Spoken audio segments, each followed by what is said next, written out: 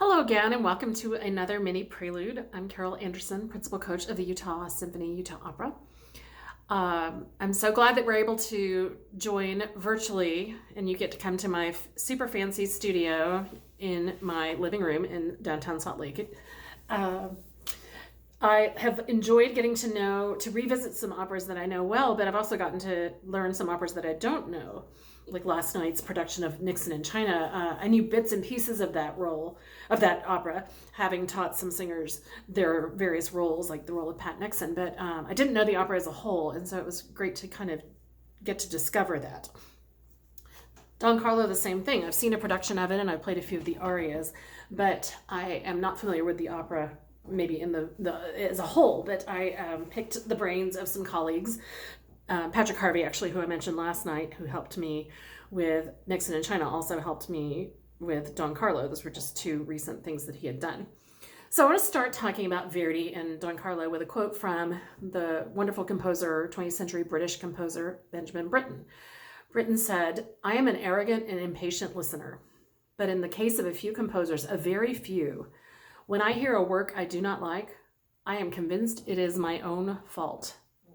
Verdi is one of those composers. I think no one can argue with the importance and the beauty of Verdi's music.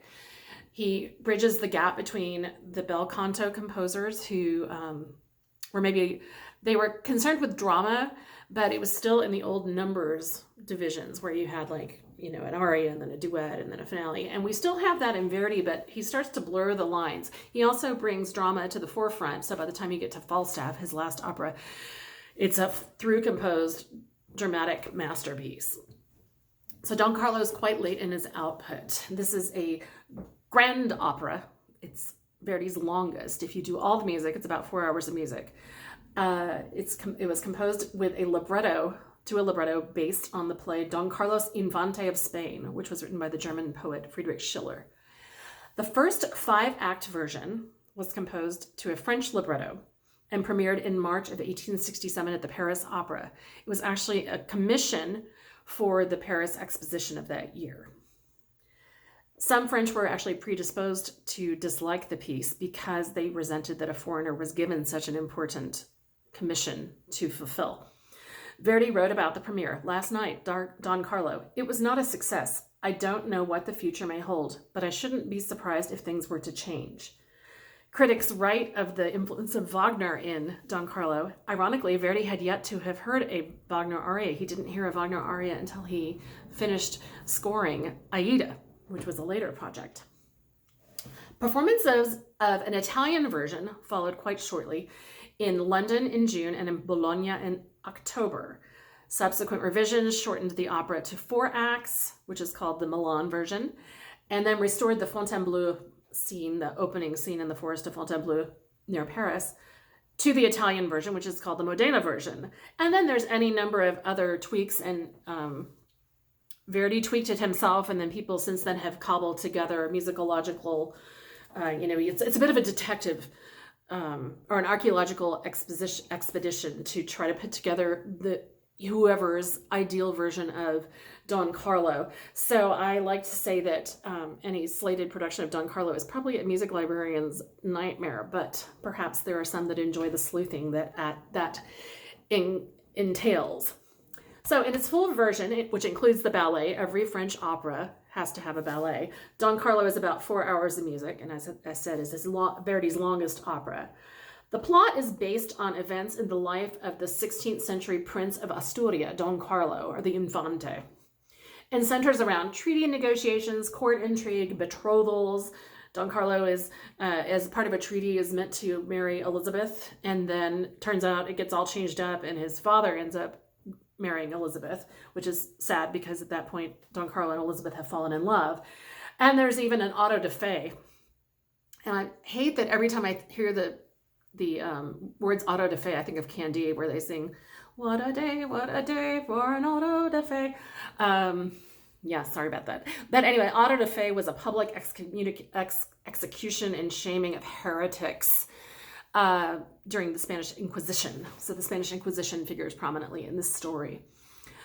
Schiller's play sacrifices historical accuracy in some ways preferring to highlight the conflict between free will and religion. That was a very enlightenment-y thing to do. The play ends with King Philip turning his own son over, Don Carlo, over to the Inquisitor with the words, they're very chilling, Cardinal, ich habe das meinige getan.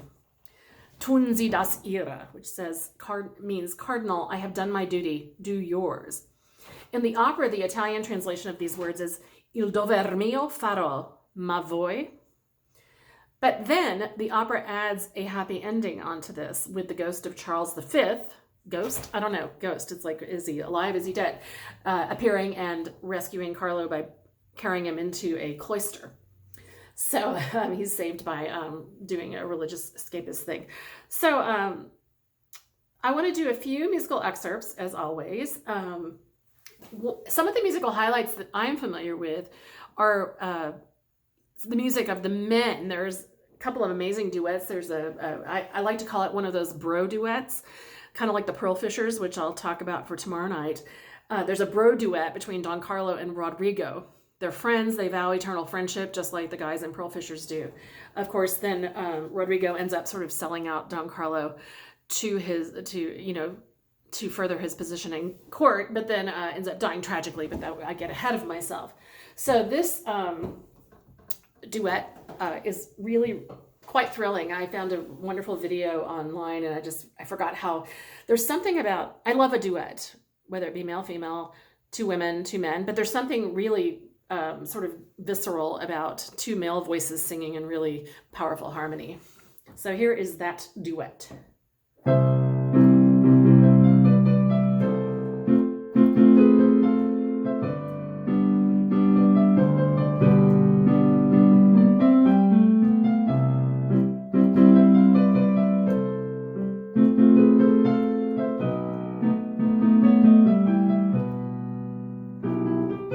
So that melody, take note of it because it will come back. Verdi doesn't use leitmotifs with the same precision and elaborate, in the same elaborate way as Wagner does, but there are tunes that come back. So I wanted to bring out then one of the fun pieces. This was new to me. I mean, aside from seeing a production of it, I was not so familiar with the Veil Song of Eboli. And she sings a song about a woman in a garden, and how this, and it's an exotic garden in a Muslim country. I can't remember which one offhand, but he refers to the fact, so it's got this exoticism idea in it, and the veils. And so Verdi actually throws in some fun harmonies by, instead of doing,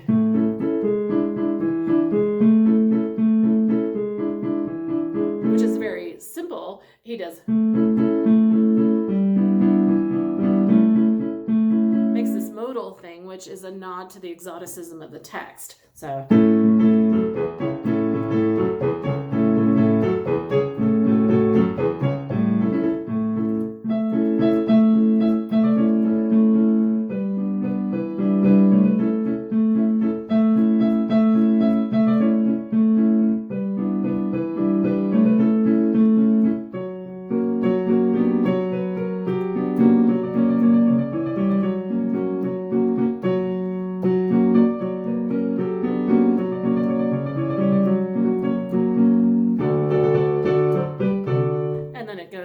that same idea with the harmonic minors get that little, it's an augmented second, adds it a little bit of exoticism as well. So then moving forward, we have the auto da fe scene, and I'm not going to play the whole introduction. It's very festive for, which is pretty creepy if you think about the fact that people are that excited to come and see public shaming and murder of these heretics, but the auto da fe became a moment for a festive community gathering. So we have this chorus, the coro di popolo, the chorus of people, and they sing actually it's unison, but it's actually quite powerful in the energy that this unison has, and it also has these very broad accents that are quite punchy and some sort of elaborate, these kind of swoopy intervals. So let me just give you a little bit of a lead into that.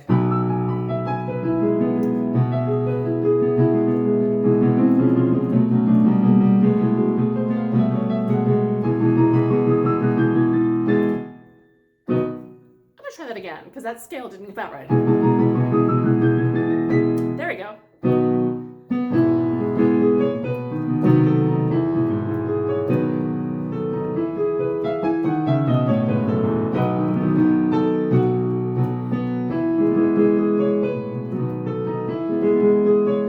And so forth. But these scales are, there's an accent on every single note. So it's very like punchy and a little bit vulgar, if you will. Elegantly vulgar. So one of the really wonderful duets in this opera is quite a bit later, in Act 3 in the version of the score I'm looking for. But, you know, as I said, there's many versions. And I, frankly, am not completely up on exactly what version the Met is performing for you today. So there's a duet between King Philip and the Grand Inquisitor. And it's really noteworthy because how often do you get a duet for two basses? And low voices tend, in Verdi in particular, but in general, they get to be the villains. And so we have two villains because, I mean, Philip is a little bit more of a complicated character. You know, there's a whole monologue where he's lamenting the fact that his wife Elizabeth never loved him. But in this case, we have the Grand Inquisitor, who's pretty much a bad guy. It's really beautifully orchestrated to give you the ominousness of the moment. And the Inquisitor is generally an older fellow, or he's made up to look quite elderly and moving very. I just remember the entrance when I did see it at Houston Grand Opera. I remember seeing how ponderous and terrifying the entrance of the Grand Inquisitor was. Verdi chose to pick very unique instruments to highlight this. There is cello and bass, the low contrabassoons, and the trombones, and it's just a very like color. So we have, and then a minor character says Il Grande Inquisitor, announcing his arrival.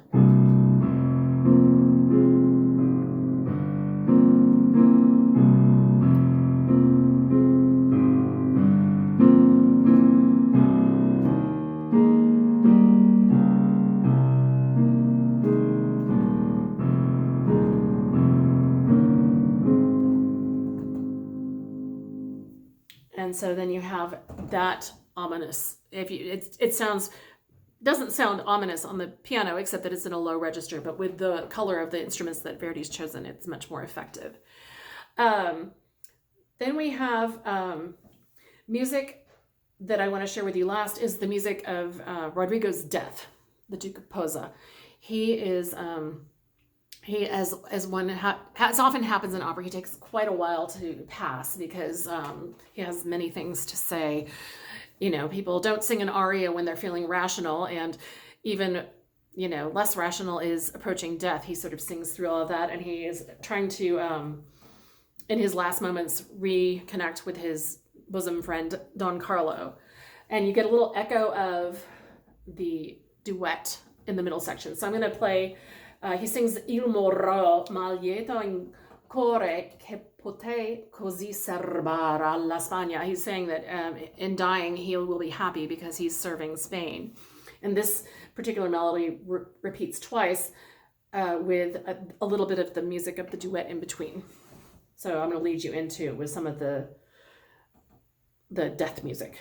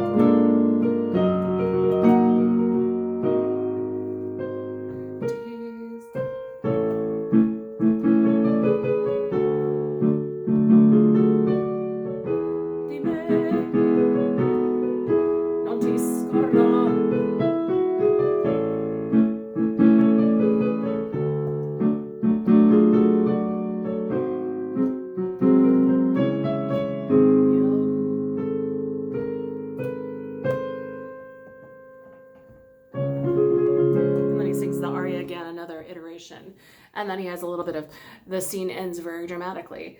But I love that wistful, very piano Marshall repetition of that Marshall theme that was so bold and so exciting, where they were pledging their eternal friendship, and then now it's just like, do you remember that we were friends once? And now it's all in the past. So really, I'm looking forward to watching this with you tonight, and hope I've given you a few things to think about. Until next time, and of course the next time we're able to gather in the concert halls, please be well, be safe, stay healthy, and be kind to one another. Thank you so much for joining me.